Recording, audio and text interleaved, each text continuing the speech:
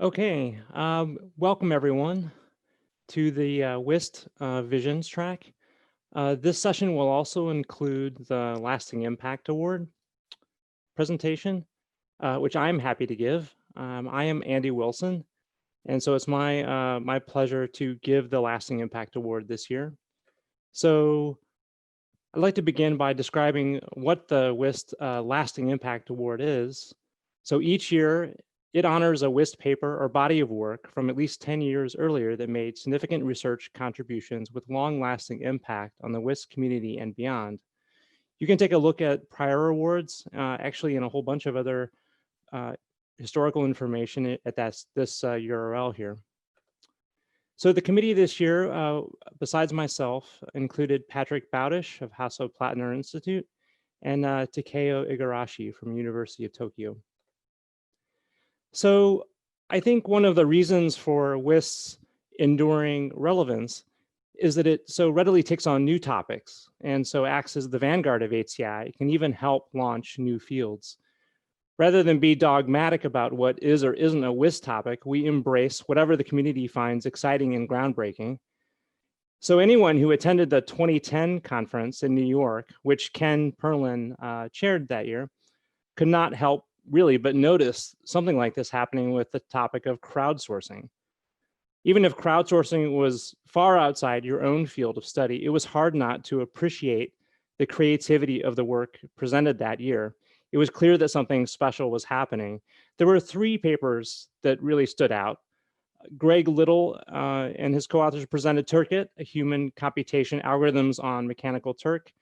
Michael Bernstein presented Soylent, a word processor with a crowd inside. Jeff Bigham presented VizWiz, nearly real-time answers to visual questions. And one of these papers in particular stood out for, I think, its clarity of vision and even a little bit of audacity. And so the Lasting Impact Committee is pleased to award one of these papers from that conference that year for its pioneering integration of crowdsourced human contributions directly into user interfaces and testing the boundaries between interaction and crowdsourcing. It inspired subsequent work and helped establish crowdsourcing as a field of creative HCI research. And so I'm going to roll the video associated with that paper. Soylent is people. It explores what's possible when we start embedding humans, paid crowd workers, into our interfaces. Soylent is an add-in for Microsoft Word that gets human help to support tasks that Word can't do well: shortening, proofreading, and open-ended editing via macros. It does this by recruiting workers on Amazon's Mechanical Turk service to solve hard AI problems for just a few cents. One of Soylent's features is called Shorten. Shorten helps writers cut down their text. It's tough to trim a document to meet a size limit, it takes time, and it's hard to look objectively at your own writing. Shorten asks Mechanical Turk workers to find parts of the document that can be cut down without changing your meaning, and then offer a few rewrites. Its interface gives you direct control over the length of the text. Drag the slider to specify the length you want for your paragraph, and Shorten combines the edits to match.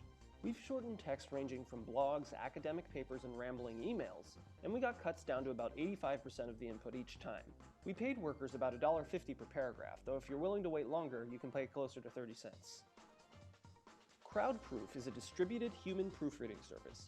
Microsoft Word misses all sorts of obvious grammar errors that humans can catch.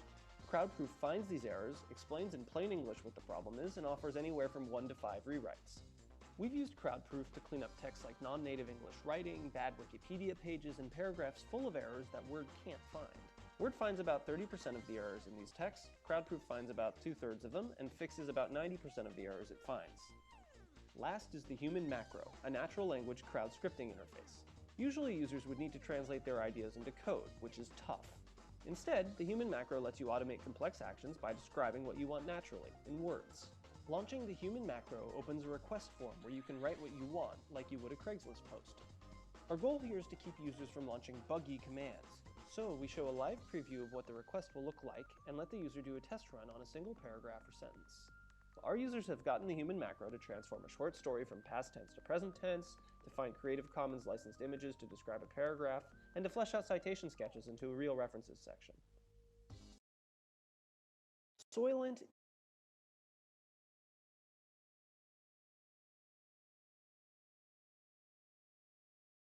word processor with a crowd inside, and this was published at ACM UIST 2010.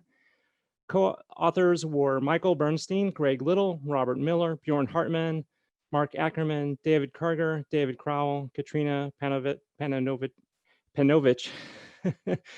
And I promoted Michael and David Karger and Björn Hartmann as panelists right now. And so I'm going to give the floor over to Michael, and he'll say a few words.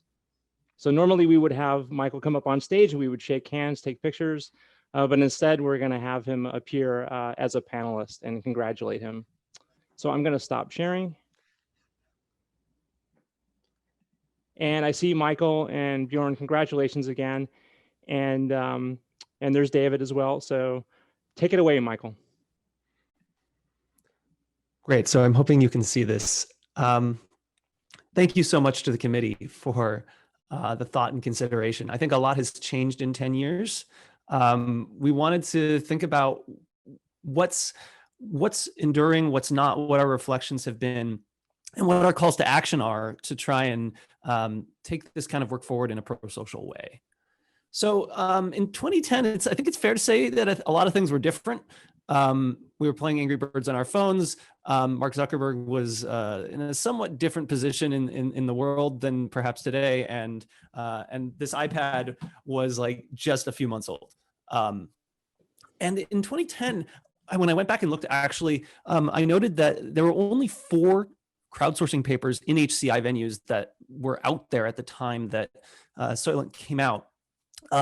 One by Nikki Couture and Ed Shee's group at Park, Jeff Hare at Stanford, Ben Peterson and Alex Quinn, and a first one that started, I think, leading into this this push on what the ethics and the tactics of crowd work. And as Andy mentioned, I think it would there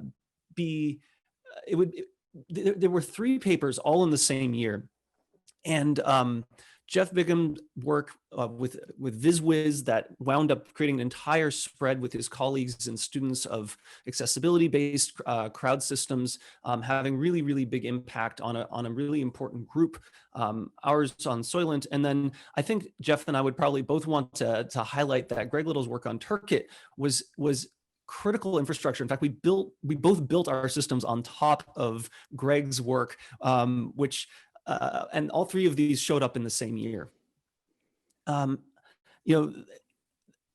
Jamie Teven and Nikki Couture yesterday laid out some of the work that came out of this, where HCI and technical HCI took all of this and started pushing and thinking about different kinds of crowd-powered systems, ways to coordinate collective intelligence, and a new form of human-computer interaction sort of took hold in the community for the next 10 years.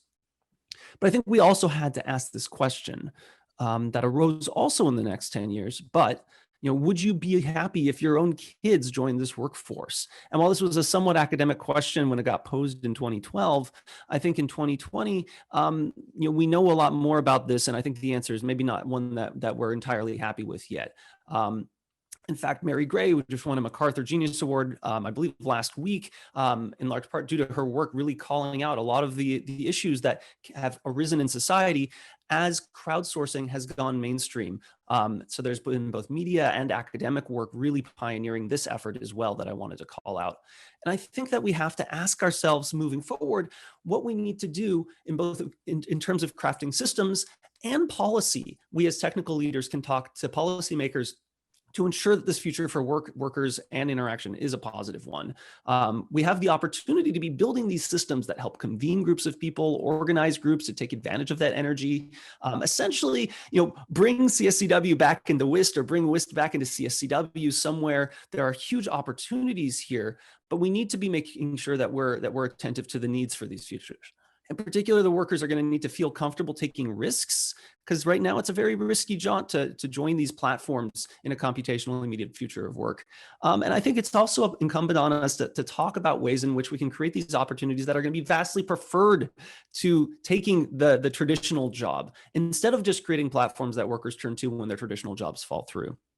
And I think we have to ultimately recognize, and I think this is a bit of a shortcoming of the paper at the time, that in the way that it was presented, it's not exciting because it's access to cheap labor. I think it's exciting because it affords the ability for computation to support collaboration between diverse participants. This mediation of computing through technological systems and computation provides an incredible opportunity if we can take advantage of it and do so in a responsible way. So I want to really thank my co-authors, several of whom are here with me on West Coast time, and the workers of Mechanical Turk and WIST itself and the committee for considering the paper. So thank you so much to everyone. Thank you, Michael, and thanks for your insights. It's really very nice. So, and good to see you, Bjorn and David. Congratulations. I would invoke thunderous applause if I could. So, and thanks for coming out today.